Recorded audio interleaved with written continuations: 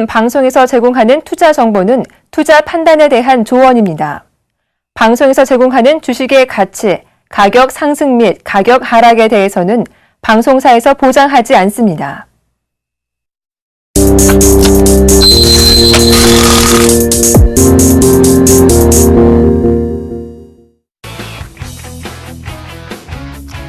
시청자 여러분 안녕하십니까. 막상막하 투매쇼 시즌2의 예병군입니다. 오늘 우리 시장 여전히 좀 좋지 못한 모습을 보이고 말았는데요. 이런 얘기들 좀 나눠보고 오늘 또 정리를 해봐야 될 것 같습니다. 일단 화제 1분부터 좀 화면으로 보시고 오겠습니다.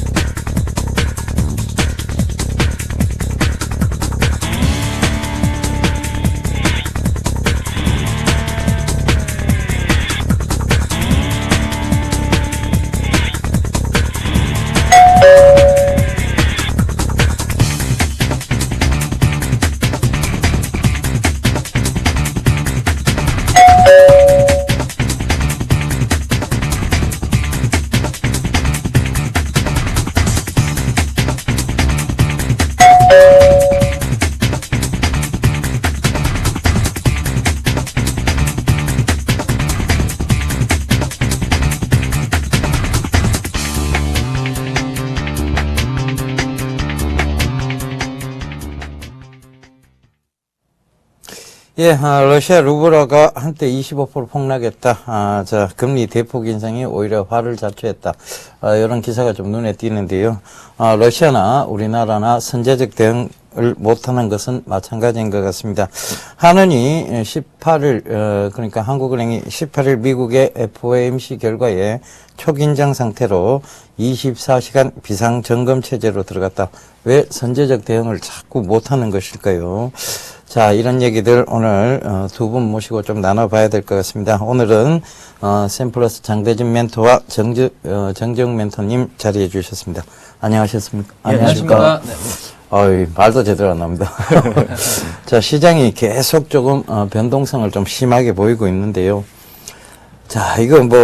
이거 더 이상 조금 1900선은 좀 지켜주는 듯한 모습인데 1900선의 의미는 없는 것 같습니다. 그죠? 의미는 없는데. 네. 오늘 장 좀 간략하게 좀 정리를 좀 해 주시죠. 그렇죠. 지난번 제가 출연을 했을 때가 수요일이었죠. 지난주 수요일. 그때 질문이 기억나는데 1900선이 깨질까요? 라는 질문 좀 하셨던 것 같은데 저는 살짝 깨질 수도 있다라는 이야기 좀 드렸습니다. 그때 삼성전자 이야기 자사주 매수를 때리면서 결국 외국인들이 크게 매도를 치면서 이 선물 옵션을 흔들어 버리면서 이제 옵션 시장 선물 옵션 만기를 이렇게 하방으로 내릴 가능성이 높다라는 그런 이야기들을 했었는데요. 아직까지 그거는 또 유효한 것 같습니다. 외국인 포지션을 본다고 하면 여전히 그 방법을 쓰고 있거든요. 여러분들이 이제 아침에 장이 시작하면 외국인들이 매도가 지금 딱 뜨고 있는데요. 그 이유가 삼성전자가 매일마다 이제 매수가 지금 자사주 매수가 들어오고 있고요. 마찬가지로 현대차, 기아차가 매수가 좀 들어오고 있습니다. 그걸 이제 외국인들이 이용을 해가지고 팔고 시작을 하기 때문에 일단 금액적으로나 크게 팔고 시작하니까는 전체적인 어떤 분위기를 좀 아래쪽으로 이끌어갈 수 있는 그런 유리한 상황이 아닌가라는 생각이 들고요. 다만 이제 지금 현재 시장의 어떤 흐름을 본다고 하면은 많이 떨어졌던 화학 관련주들, 정유 관련주들 지금 유가는 떨어지지만은 그런 관련 종목들은 떨어지지 않고 있거든요. 체감적으로는 그쪽에 매매를 하시는 분들은 오히려 지수는 안 좋지만은 매매하기 쉽다라고 느끼실 거고요. 많이 올라갔던 종목들을 쫓아하는 아니면은 믿을 만한 삼성전자 아니면 현대차를 하시는 분들은 오히려 이제 이 분위기는 좀 안 좋을 수 있는 그런 시장인 것 같습니다. 그래서 지금 지수는 제가 보기에는 더 떨어질 수 있다라고 보고 있습니다. 결국적으로 외국인들이 삼성전자, 현대차, 자사주를 대고 이제 매도를 하면은 그런 식으로 분위기를 이끌어간다면 더 떨어질 수 있다 보지만은 이 전체적인 어떤 흐름 본다고 하면은 정말 많이 떨어진 종목에서는 수익 나는 매매를 할 수 있는 그런 시장이다라고 보고 있습니다.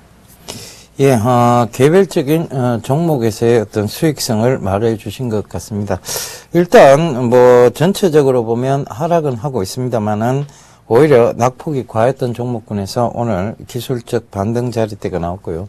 이런 점을 꼭 짚어 주신 것 같습니다. 정정 멘토님. 네. 자, 이게 뭐 악재가 더 많습니다. 네. 올라올 호재는 별로 안 보이고. 뭐 시장은 요즘에 항상 악재가 많습니다. 예. 네. 근데 이게 곳곳에 이제 지뢰만 있고 네. 꽃은 안 보입니다. 그죠? 그렇습니다. 자, 이런 네. 상황을 어떻게 좀 대응해야 될지. 시청자분들에게 네.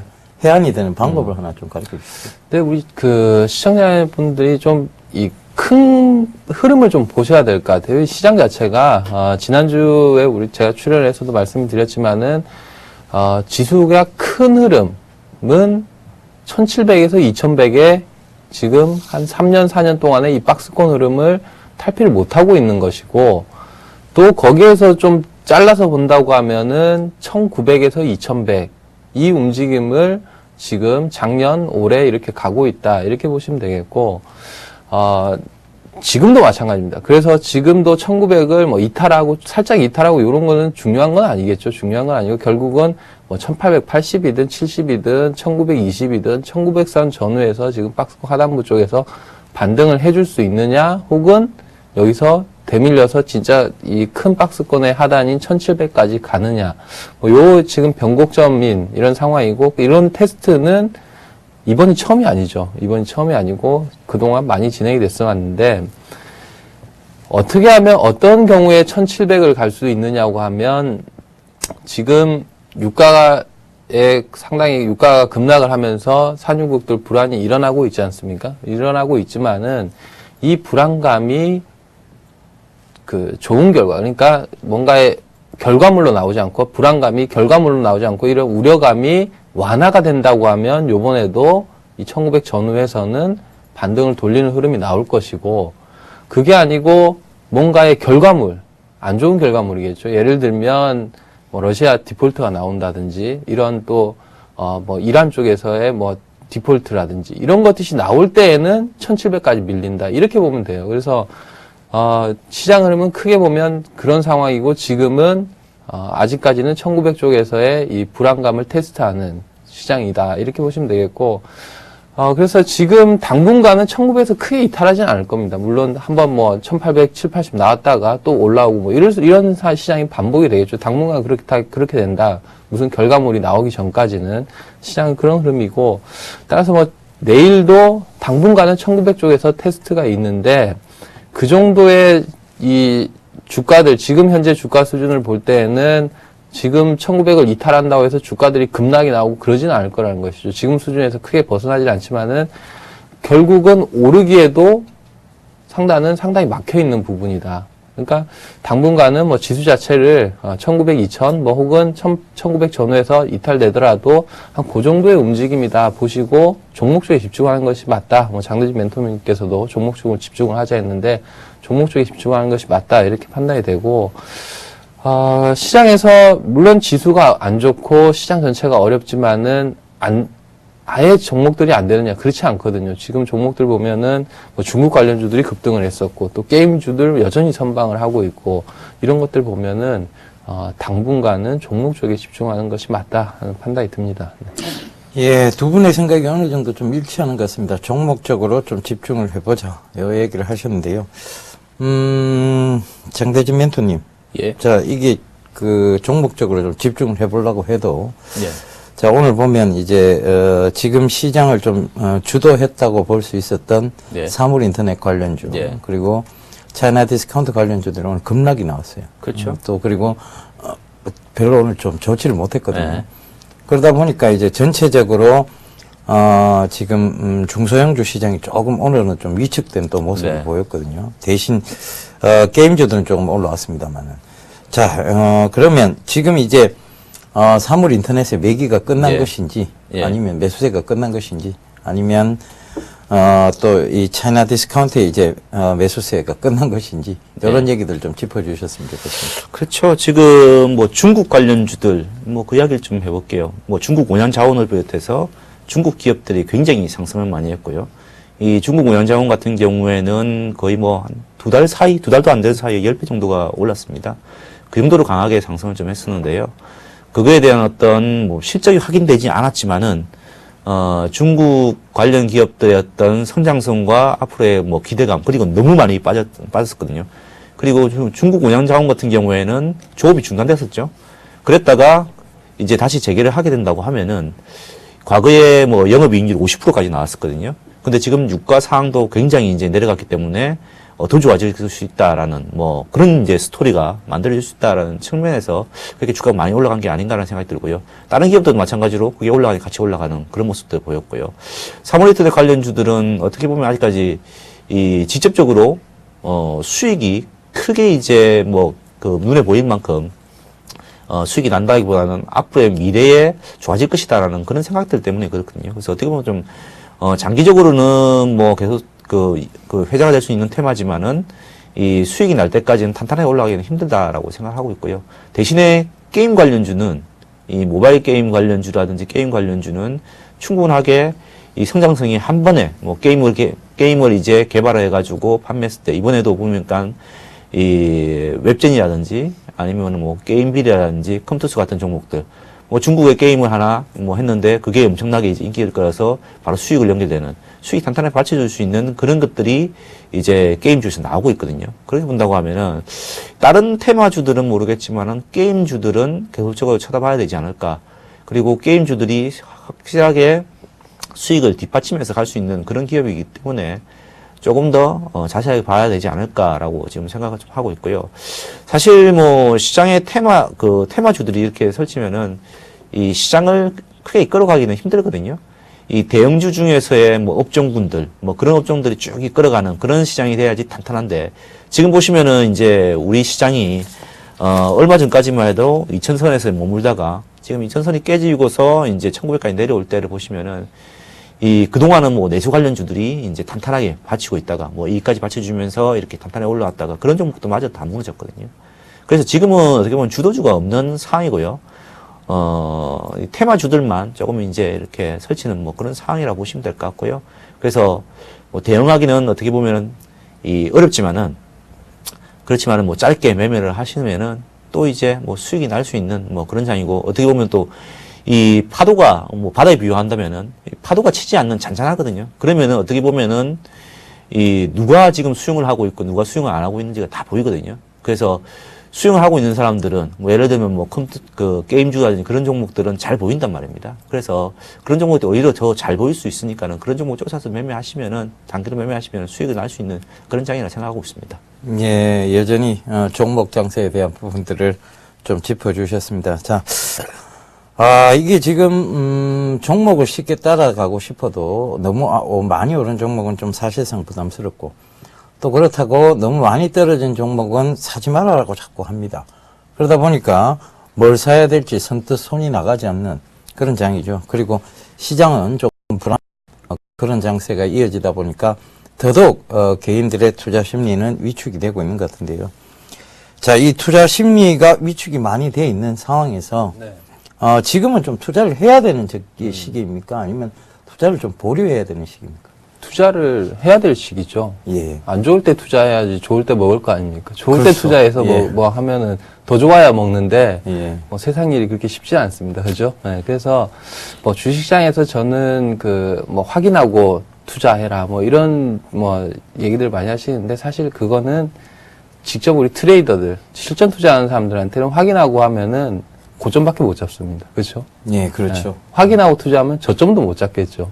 저점 찍고 올라왔으니까 이제 확인이 된 거니까. 그래서 그렇게 보면 어려울 때가 투자할 시기가 맞다. 그럼 지금 이 상황을 놓고 보면 어렵냐 좋으냐 따져보면 어렵다고들 하잖아요. 그러면 투자를 할 시기는 맞다는 생각이 들고. 근데 이제 어려울 때가 뭐 지금이 어려울 때지만은 더 어려울 때가 있느냐. 뭐 있겠죠. 예, 그럴 때는 견뎌내면 된다. 예, 이렇게 보시면 되고. 근데 뭐 시기보다도 저는 이제 주식 투자하면서 정확하게 뭐 이 시장이 대바닥을 치고 이제 전환을 한다. 이런 거 맞추기는 상당히 어려워요. 지금 시장 자체를 맞추기는 어렵고. 다만 종목이 선정이 좋다고 하면은 어려운 시장에서도 충분히 수익을 낼 수 있는 것이 주식시장입니다. 그래서 지금 시장 전반이 어렵다 하면은 그만큼 또 좋은 기회가 오고 있구나 이렇게 보면 되고, 그러면 이런 것들은 과거에 우리가 많은 경험을 했죠. 우리 IMF 때 정말 안 좋았잖아요. 98년도 IMF 때 정말 안 좋았지만은 그 뒤에 큰 호기가 있었고, 99년, 2000년이라는 정말 큰 장이 있었고, 또 근래에 보면은 서브프라임 때도 상당히 안 좋았습니다. 상당히 안 좋았지만은 또 2008년도 안 좋았지만 또 2009년도에는 상당히 또 큰 장이 있었고, 그렇게 보면 이 안 좋은 시기가 오히려 지나면은 좋은 시기가 오면 그때 이제 큰 수익을 얻는 것이다. 근데 그때 이제 큰 수익 좋아진 거를 보고 들어가는 사람들은 사실 크게 먹을 게 없거든요. 오히려 고점 잡는 경우가 많고 하니까 안 좋은 시기 때 하는 것이 맞다 하는 생각이 들고, 근데 지금 시장에서도 되는 종목들은 뭐냐? 제가 이제 이 증권사에 이렇게 있고 고객분들 상담을 하다 보면 이 대형주는 안 무너진다는 믿음들이 너무 강해요. 네, 그런 것 같습니다. 네, 안 무너진다는 것은 없습니다. 주식시장에서. 그렇죠. 주식시장에서 없어요. 그렇기 때문에 지금 이런 또 말씀들 많이 하시거든요. 현대차 많이 빠졌죠. 현대차 지금 30만 원 가까이 가던 것이 지금 17만 원대 하고 있고, LG화학 50만 원 가던 것이 지금 18, 19만 원 이렇게 하고 있고, 조선주들, 현대중공 세계 1위의 조선주지 않습니까? 대형주이고. 그런데도 그 50만 원 하던 게 지금 12만 원 이렇게 빠져 있으면은 싼 거 아니야? 싸죠. 싼 거 아니냐? 이렇게 보면 쌉니다. 싼데 그것이 싼 요인들이 있단 말이죠.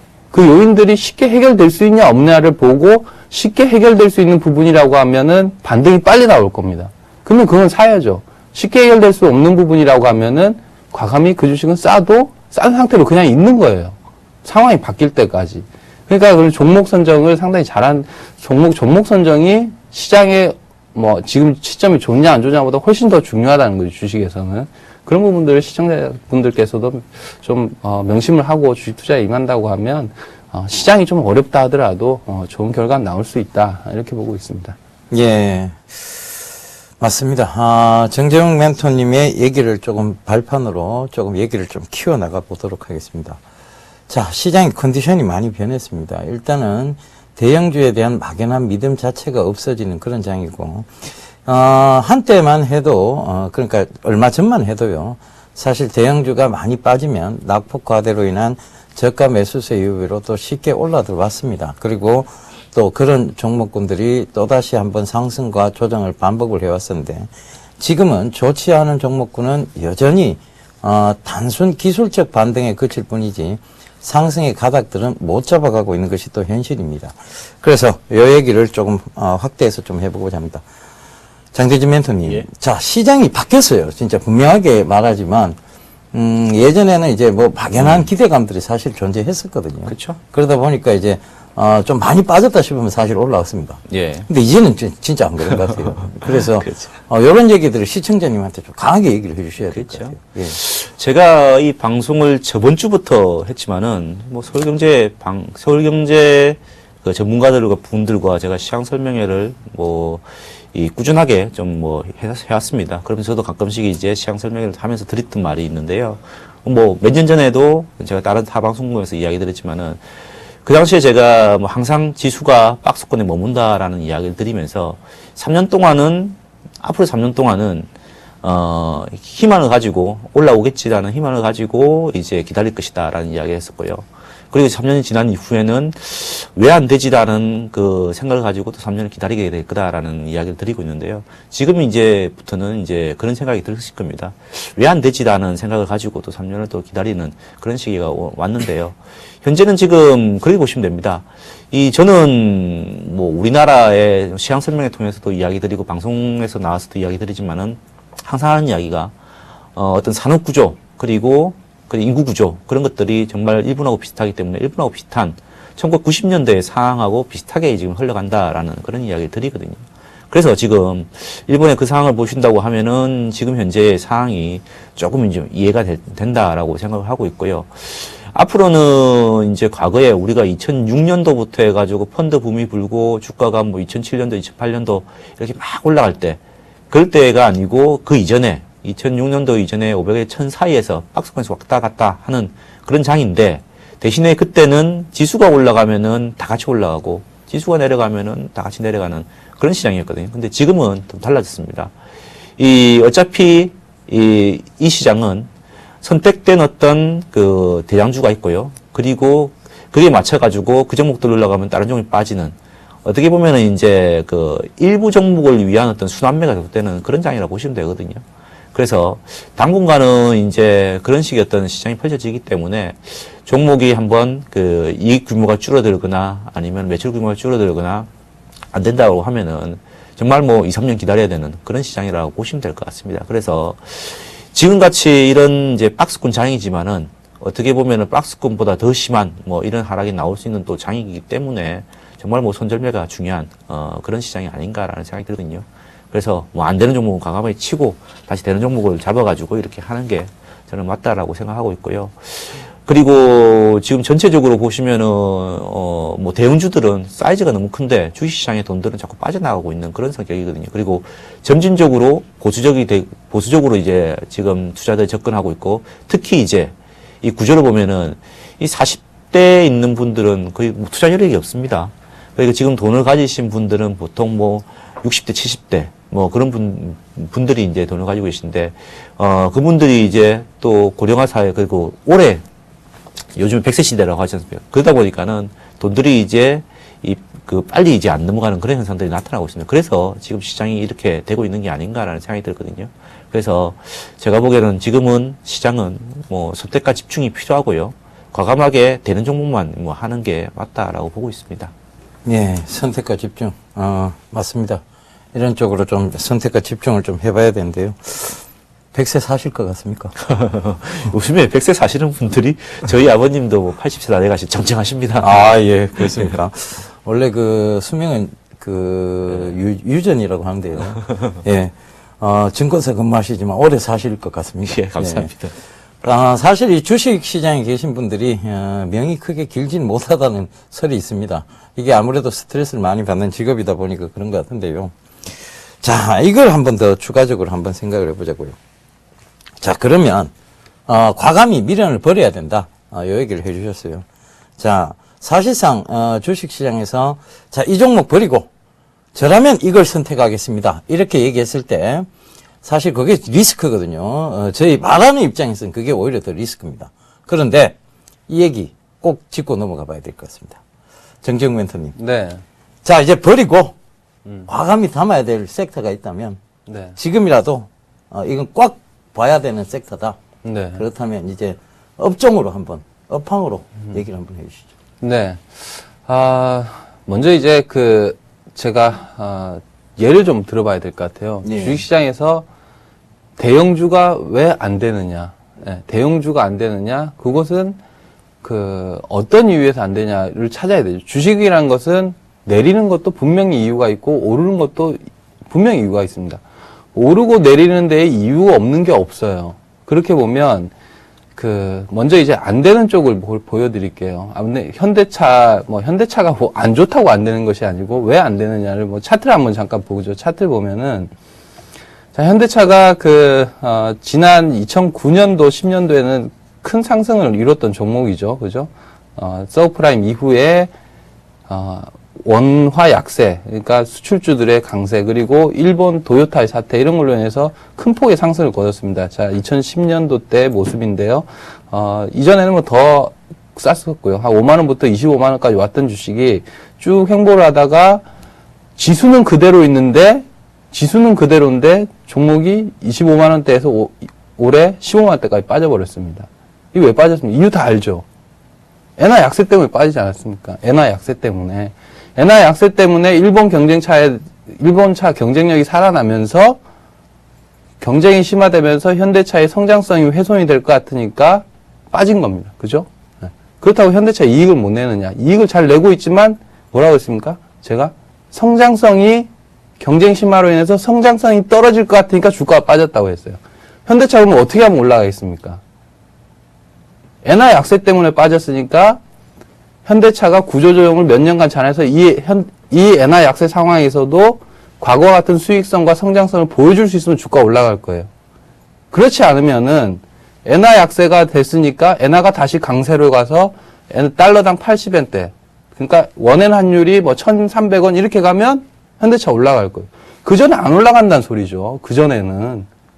그전에는 주가 지수가 올라가도 현대차가 25만 30만 원 안 간다는 거예요. 안 갑니다, 이거. 그렇기 때문에 현대차를 예를 들었지만은 조선철강화학 많은 우리 그 경기 민감 대형주들 중에 대표주들이 이러고 있어요. 이유가 있다는 것이죠. 그러면은 오르는 종목도 오르는 업종도 이유가 있을 겁니다. 대표적으로 제가 지난주에 엔터주들의 상승 요인들을 말씀을 드렸어요. 그렇죠? 엔터주 하면서 제가 SM을 추천을 했었고 SM이라는 이 엔터 업종이 어떻게 하면 성장성이 생길 수 있느냐. 중국이라는 저 13억 인구가 우리가 FTA가 내년 한중 FTA가 발효가 되고 거기에 성장 모멘텀이 있기 때문에 엔터주들이 강하고 게임주들이 강한 겁니다.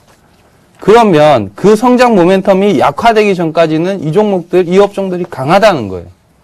주식은 이런 쪽 가서 해야지 수익을 낼 수 있다는 겁니다. 주식시장은 변합니다. 변하지만은 그 변화 때문에 이렇게 현대차가 호시절이 있고 안 좋은 시절이 있고 마찬가지로 그 변화 때문에 엔터주가 안 좋았다가 또 업종이 좋아지는 부분은 분명 성장성을 가미를 하게 되고 주식시장에는 성장성에서 가장 큰 점수를 준다는 것이죠. 그래서 여러분 시청자 여러분들도 주식 쪽을 공략을 할 때는 상승할 이유가 있고 상승할 이유는 성장성에서 찾아야 된다. 성장성이라는 것이 막연한 성장성이 아닙니다. 좋아지면서 매출 규모가 커지고 이익이 증가할 수 있는 그런 업종을 선택해야 된다는 거죠. 증가했다? 결론은 확인하고 들어가면 먹을 거 없을 겁니다. 할 수 있겠다 하는 전망이 있어야 되는 것이죠. 그래서 주식 투자는 확인하는 것이 아니고 예측하는 것이라는 겁니다. 예. 이렇게 말씀드릴 수 있겠습니다. 제가 꼭 하고 싶은 얘기를 해주셨습니다. 제가 가장 강조하는 것이 바로 성장성이죠. 이 성장성 있는 중소형주의 중장기 투자만이 개인 여러분들을 구제할 수 있습니다. 이런 얘기를 가장 많이 드렸는데요. 자, 성장성 다들 강조하시는 내용입니다. 그러니까 그 부분 꼭 좀 참고하시고요. 자, 오늘 이슈 보고 오도록 하겠습니다. 러시아 루브라 가치가 사상 처음 달러당 80루블을 돌파했습니다. 루브라 가치는 올 들어 60% 곤두박질 치며 1988년 러시아 금융위기 이래 최대 하락세를 보이고 있는데요. 올 들어서만 6번째 금리를 올린 러시아 중앙은행은 이 루브라의 급락을 막기 위해 외환보유액 80억 달러를 쏟아부었으나 역부족이었습니다. 환매조건부 채권금리도 18%로 올리고 은행에 공급하는 외국 통화 규모도 50억 달러로 대폭 늘리기로 했지만 투자자들의 불안을 불식시키지 못했습니다. 드미트리 메드베데프 총리는 금융위기 대책 논의를 위한 긴급 내각회의를 소집하기도 했습니다. 이 상황을 지켜본 금융투자업계에서는 이번 금리 인상이 러시아 정부의 최대 실수라고 평가하고 있습니다. 루브라 쇼크에 빠진 러시아, 과연 러시아의 디폴트는 현실화되고 마는 걸까요? 금융시장과 국내 증시에는 어떤 여파를 미치게 될지 잠시 후 막상막하 투맨쇼 멘토들의 향후 전망과 숨겨진 대응 전략이 공개됩니다. 예, 옛날이요. 이런 얘기가 좀 떠오릅니다. 우리가 언제부터 이렇게 러시아 신경 써야 되고, 그리스 신경 써야 되고, 그리고 전 세계, 주가를 이렇게 신경 써야 됐던 때가 참 최근의 일인 것 같은데요. 예전에 이런 거 전혀 이런 거 신경 안 쓰고 사실 주식 투자를 해왔습니다. 해왔는데 갑자기 이제 러시아도 봐야 되고, 그죠? 그리스도 봐야 되고 참 머리 아픕니다, 사실상. 러시아의 이런 쇼크는 사실상 여러 가지 대외적, 여건 속에서 발생한 것이라고 좀 보여지는데요. 러시아의, 바로, 푸틴, 대통령이 좀 고집을 피웠죠. 우크라이나 사태로. 그러다 보니까, 지금의 어떤 국제 유가 하락도 러시아를 겨냥한 것이 높다라는 어떤, 컨스피러시 이론이라고 합니까? 의심 이론도 존재를 합니다. 그래서 그런 부분들을 좀 체크해보고 넘어가도록 하겠습니다. 이 러시아까지 신경 써야 됩니까, 진짜?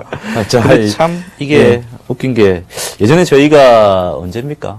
90년대만 하더라도 예. 미국 별로 신경 안 썼거든요. 그렇죠. 그 별로 신경 안 그러다가 쓰고. 뭐 예. 2000년 가까이 와서 이제 그때 미국 신경 쓰다가 2000년 좀 넘어가가지고 2010년 정도 됐을 때 또 유럽 신경 썼죠. 맞습니다. 예. 이제는 러시아까지 신경 쓰는 뭐 그런 사태가 났는데 그만큼 우리나라의 정치의 체력이 약하다는 게 뭐 아니겠습니까?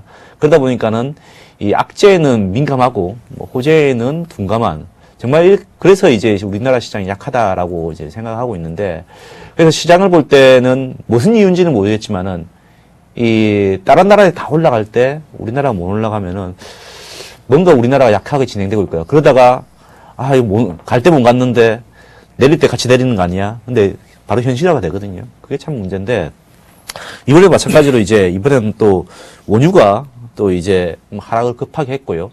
그로 인해 가지고 뭐 러시아 같은 경우에는 자원부국이었는데 그에 따라서 러시아가 위기 발생했다라는 그런 이야기가 들렸고요. 갑작스럽게 또 이제 기준금리를 6.5%로 기습 상승했습니다. 그런데도 보통 이제 이 경제학적으로 본다고 하면은 이 금리를 인상하게 되면은 이 금리가 낮은 나라에서 금리가 높은 나라로 돈이 몰려가면서 그 나라의 통화가 강세가 돼야 되는데 오히려 이제 믿을 수 없다.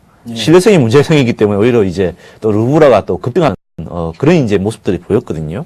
그래서 이런 걸 봐서는 이제 참 러시아가 문제가 되겠다라고 하지만은 현재의 어떤 상황들 뭐 안에서 이제 자세하게 살펴보면은 저는 뭐 그렇게 크게 문제가 될 것 같지는 않다라고 지금까지는 예상을 좀 하고 있는데요.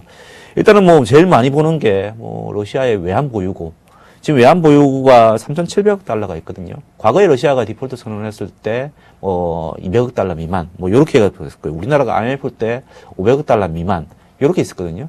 근데 지금은 이제 규모 자체가 좀 크기 때문에 제가 보기에는 지금 현재에서의 어떤 모습들을 보면 디폴트 가능성은 낮다라고 보고 있고요.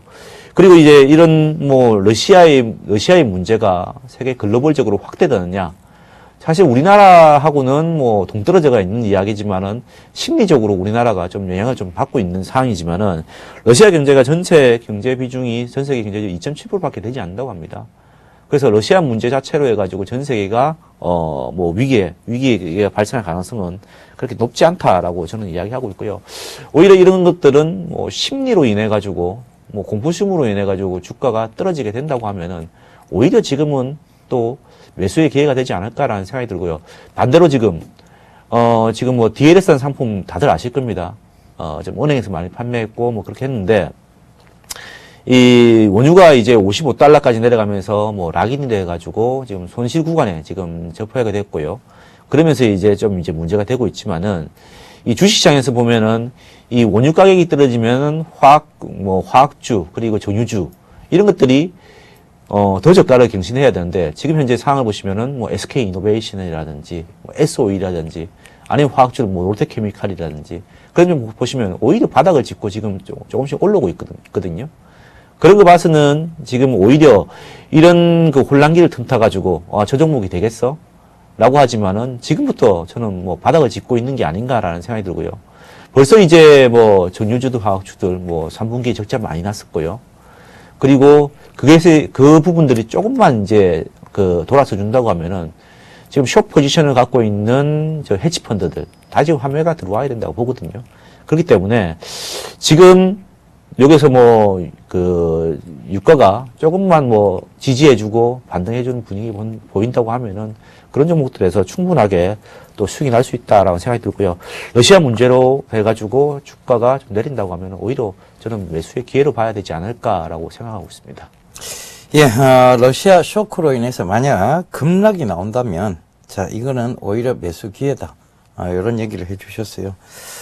자, 러시아 사태가 좀 발목을 잡을 가능성은 없지 않아 있습니다. 그죠? 그렇죠. 네. 그런데, 잡히고 있습니다. 네, 지금. 잡히고 있는데, 뭐, 디폴트까지 될 것 같지는 않고요, 사실상. 뭐, 우리가, 솔직한 말로 이게 디폴트 된다고 보는 사람은 아무도 없을 거예요. 네. 그런데, 이제 보면, 러시아가 충분히 방어할 만한, 또 그런 여력도 갖추고 있는 상황이거든요. 네.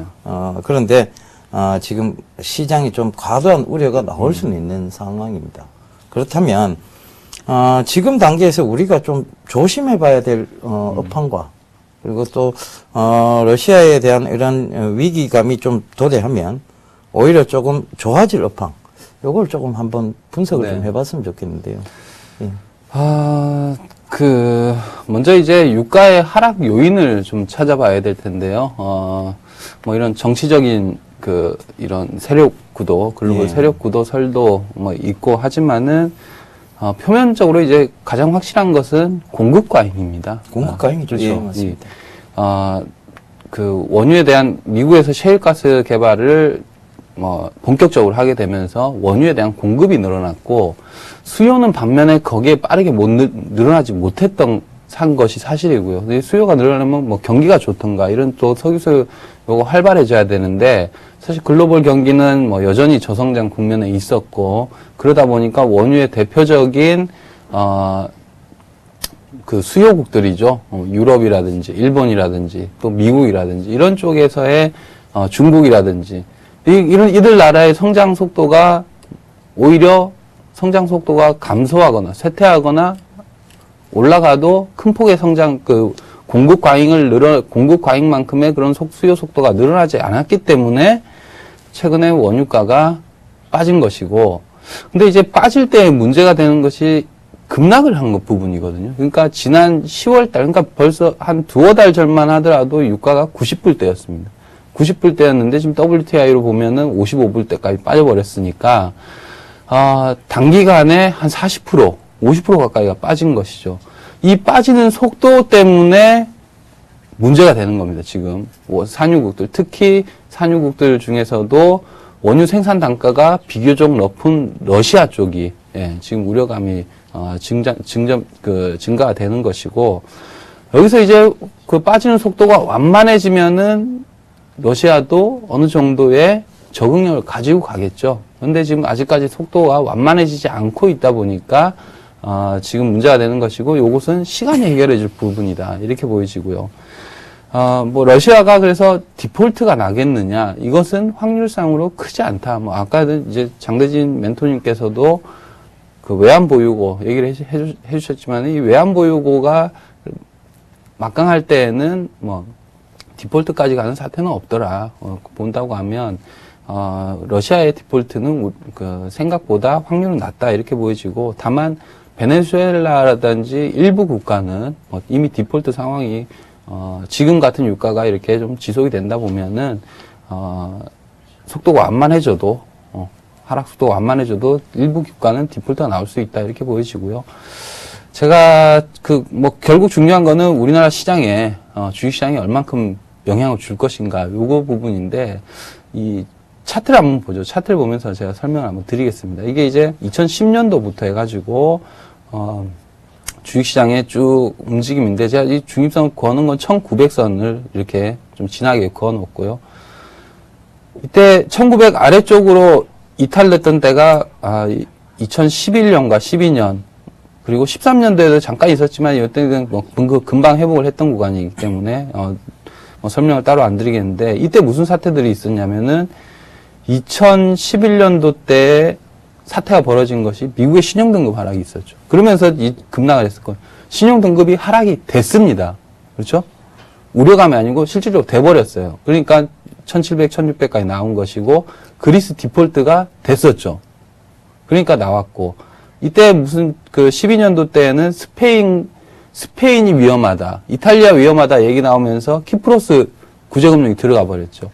그러니까 뭔가 이런 일련의 사건들이 벌어졌을 때, 우려감이 아니고 벌어졌을 때에 1700다가 나왔더라, 이런 거거든요.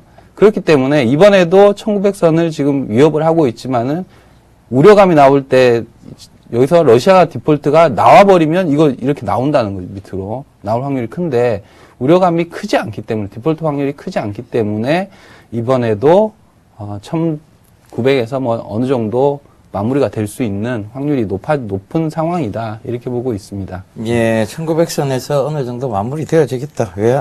이쪽에 어떤 위기 크게 신경 쓸 필요가 없다. 이렇게 좀 얘기를 나눠주셨는데요. 지금 기사가 하나 뜬 게 있습니다. 바로 달러에 대한 부분인데요.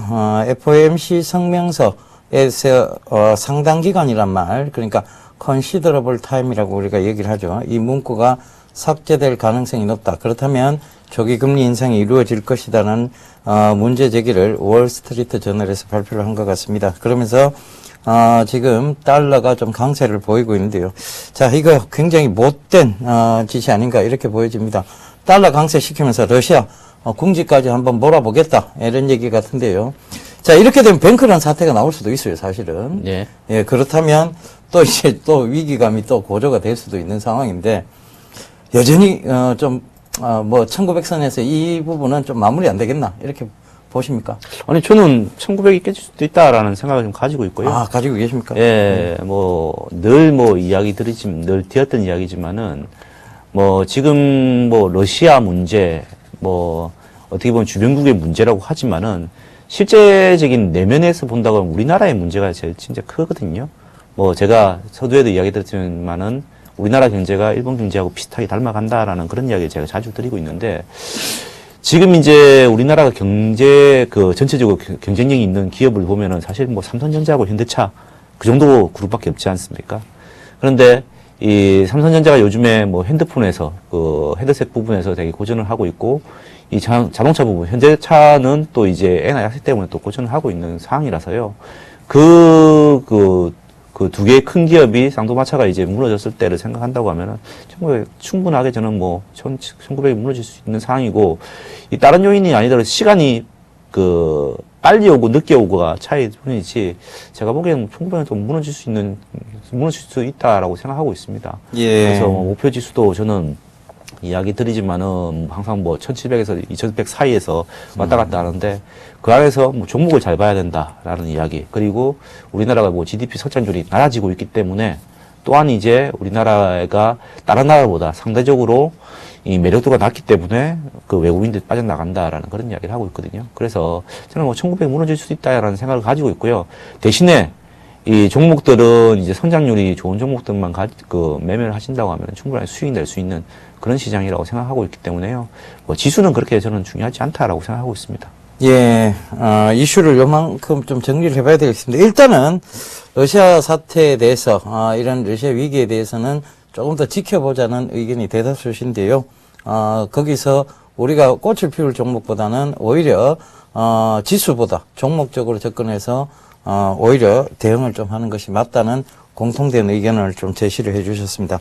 자, 오늘 오신 두 분의 수익률 보면서 또 얘기 또 계속 이어가 보도록 하겠습니다.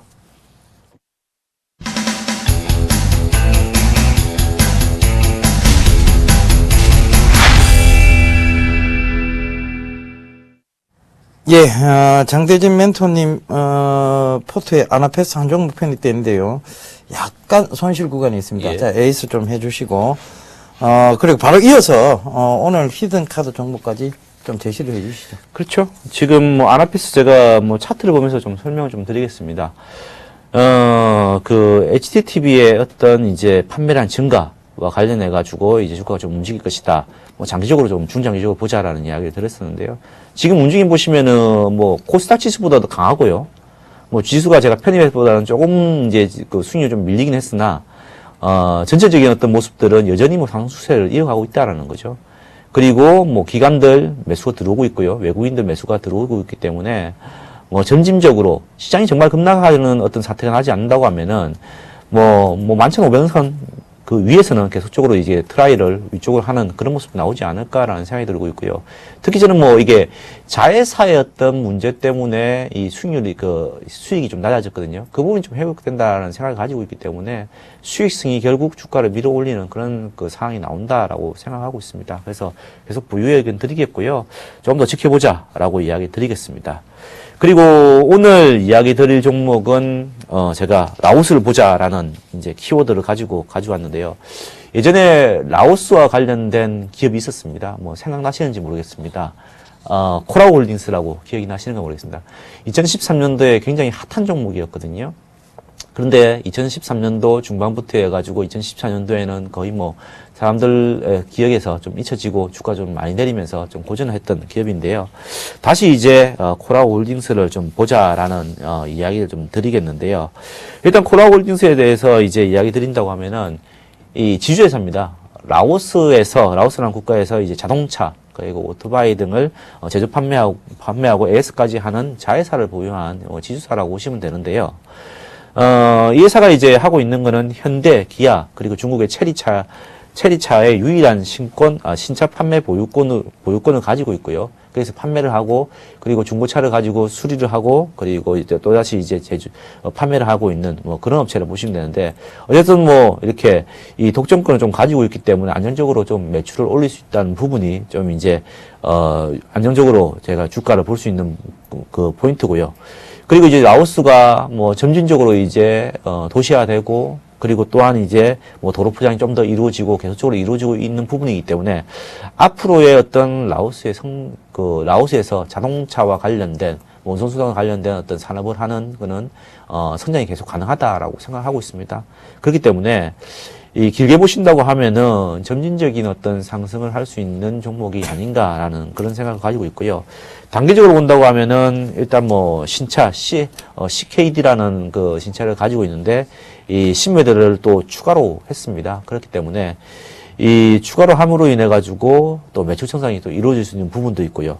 그리고 이 환율을 보시면은 우리나라의 어떤 재무제표 표상을 보시면 원화로 환전을 해야 되는데 이 환율 상황을 보시면 아시다시피 이 환율 자체가 지난 7월 달에 저점을 짚었고요. 그러니까 원화 강세라는 이야기죠. 그리고 9월 달부터 해서 반등을 하기 시작해 가지고 지금은 굉장히 좀 올라갔는데요.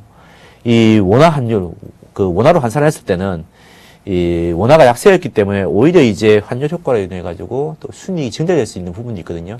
그 부분이 이제 4분기에 반영이 될 수 있다는 겁니다.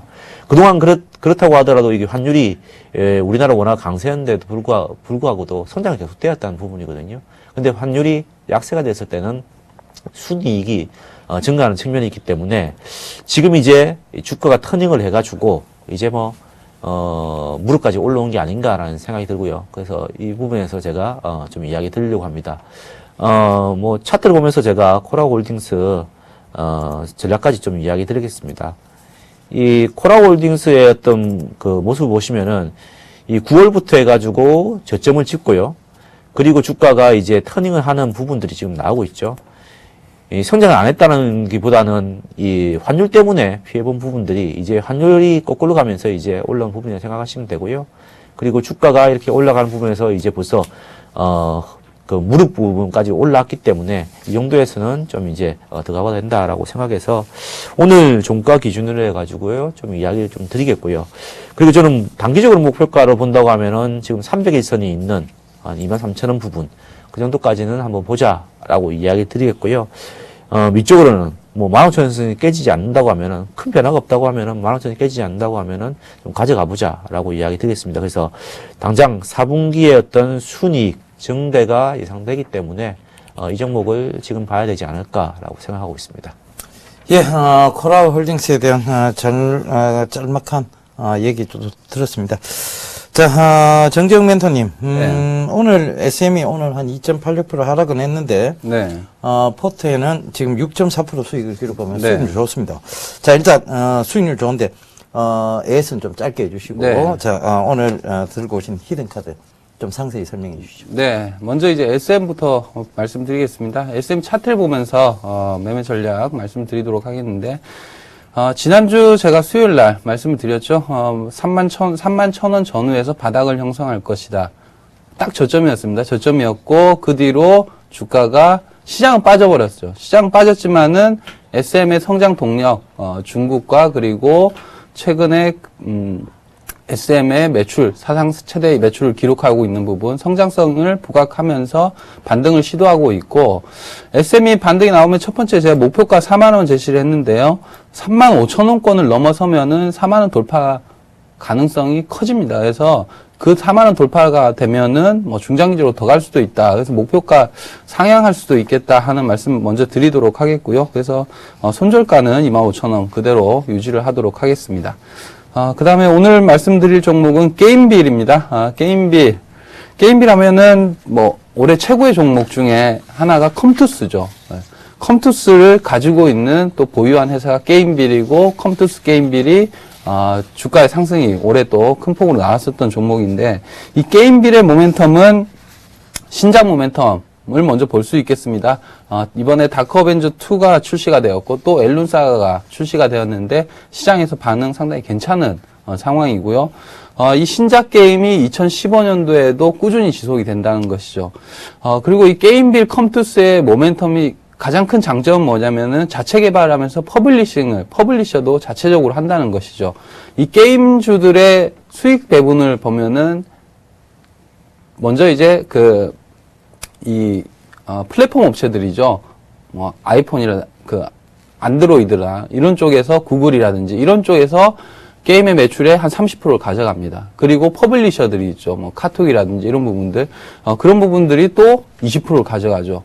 그러면 게임 회사는 그 50% 중에 개발 비용 빼고 크게 남지 않습니다. 근데 퍼블리싱을 게임빌 컴투스가 하기 때문에 영업이익률이 40~50%씩 나와요. 그런 것이 성장성을 보여준 것이 컴투스였고, 게임빌 역시 신작 게임들이 잘 될 경우에는 다른 게임 업체보다 훨씬 더 이익을 많이 낸다. 이것이 이제 성장 동력이다 보시면 되겠고, 2015년도에 또 글로벌 게임 출시들이 이어지기 때문에 향후의 주가는 긍정적으로 보고 있다. 이렇게 볼 수 있겠고요. 차트를 보면서 매매 전략을 간략하게 말씀드리겠습니다. 지금 차트 보면은 최근 17만 원대까지 상승한 이후에 컴투스가 조정을 받고 게임빌도 조정을 받은 상황이고요. 그래서 최근에 지금은 좋은 매수 타이밍이 왔고 오늘 양봉을 세우는 모습이 반등의 조짐이 나오고 있다. 그래서 매수가는 이제 13만 원 제시하도록 하겠고 목표가는 전고점 수준 18만 원을 제시하도록 하겠습니다. 그리고 손절가는 심리적인 지지라인 역할을 해줄 수 있는 부분 10만 원을 이탈한다고 하면 손절로 대응하면 되겠습니다. 예, 게임빌하고 코라홀딩스 잘 들었습니다. 두 분 다 성장성이 있는 종목을 잡아오셔서, 제가 오늘 더, 좀 관심이 많이 갑니다. 다음 주에 활약 좀 기대해보고요. 좀 고지해드릴 내용이 있습니다. 조민규 멘토죠. 조민규 멘토가, 유닛 테스트를 오늘 편입을 했고요. 그러면서 4.5% 상승했고, 네패스를 내일장 편입 시도를 한다고 합니다. 그러니까, 지금 매수가, 목표가, 손절가 나가고 있으니까, 잘 참고하셔서 대응하시면 되겠습니다. 자, 오늘도 시간이 다 됐습니다. 자, 밤늦게까지 고생하신 두 분 이제 보내드려야 될 것 같습니다. 지금까지 시청해 주셔서 대단히 감사합니다.